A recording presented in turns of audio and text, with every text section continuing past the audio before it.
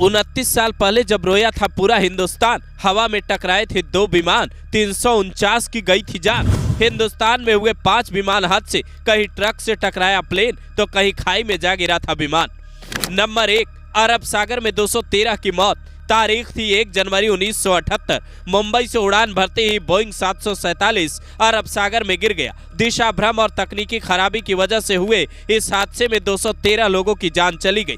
Plane Mumbai से Dubai जा रहा था। नंबर 2, औरंगाबाद में विमान हादसे में 55 की मौत। तारीख थी 26 अप्रैल 1993। इंडियन एयरलाइंस की फ्लाइट 491 औरंगाबाद से मुंबई जा रही थी। जैसे ही विमान ने उड़ान भरना शुरू किया, उसी समय रनवे पर एक ट्रक मौजूद था। पायलट को ट्रक समय पर दिखाई नहीं दिया और विमान उससे टकरा गया। टक्कर के बाद विमान में आग लग गई और वो टूट गया। हादसे में 55 लोगों की जान चली गई, जबकि कई लोग घायल हुए।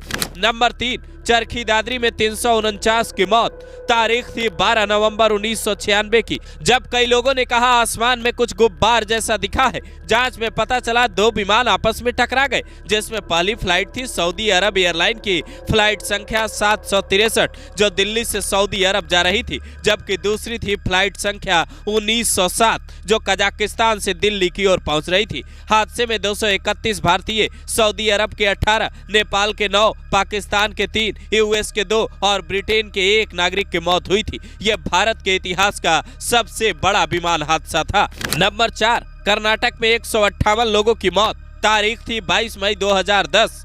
Air India express flight 812 Dubai से कर्नाटक आ रही थी। विमान में 166 लोग सवार थे। विमान रनवे से आगे फिसलता चला गया और खाई में गिरकर 2 हिस्सों में टूट गया। हादसे में 158 लोगों की मौत हो गई। जांच में सामने आया पायलट बहुत थके थे और समय पर निर्णय नहीं ले सके, जिससे ये गंभीर दुर्घटना हुई। नंबर 5, केरल में 21 यात्रियों की मौत। तारीख थी 7 अगस्त 2020। एयर इंडिया एक्सप्रेस का विमान रनवे से फिसलकर क्रैश हो गया। इसमें 21 यात्रियों की मौत हुई, जबकि 110 लोग घायल हुए थे। इसमें कोरोना के दौरान वंदे भारत मिशन के तहत दुबई से भारतीयों को लाया जा रहा था। जांच में पता चला पायलट की गलती की वजह से यह हादसा हुआ। आप ये जानकर हैरान हो जाएंगे कि दुनिया का सबसे बड़ा विमान हादसा स्पेन में हुआ था। तारीख थी 27 मार्च 1977।